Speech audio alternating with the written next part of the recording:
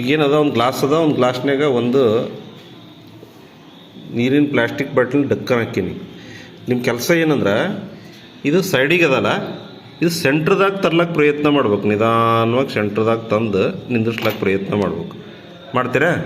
ಮಾಡ್ರಿ ನೋಡೋಣ. ಯಾರು ಟೇಬಲ್ ಮುಟ್ಬೇಡ್ರಿ. ಮತ್ತೇನಾಯಿತು? ಸೈಡಿಗೆ ಹೋಯ್ತು. ಮತ್ತವ್ರು ಯಾರು ಟ್ರೈ ಮಾಡಿ. ಮತ್ತು ಸೈಡಿಗೆ ಹೋಯ್ತು.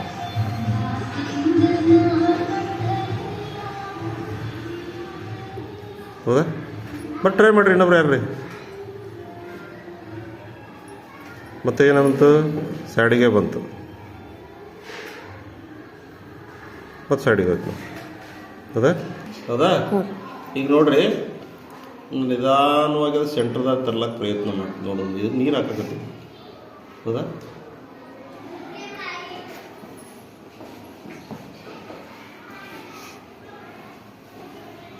ಟೇಬಲ್ ಮುಟ್ಬೇಡ್ರಿ.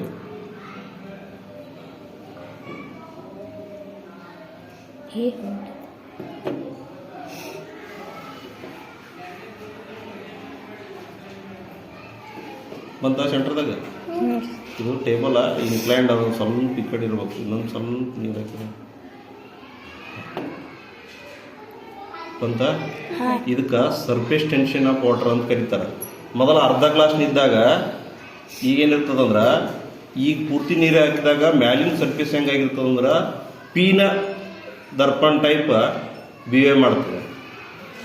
ತೆಳಗೆ ಅರ್ಧ ಗ್ಲಾಸ್ ಇದ್ದಾಗ ಹಿಂಗೆ ನಿಮ್ನ ದರ್ಪಣ್ ಟೈಪ್ ಇರ್ತದೆ. ಹಿಂಗಿರ್ತದೆ ನೀರಿನ ಆಕಾರ, ಈ ಥರ ಸೇಪ್ ಇರ್ತದೆ.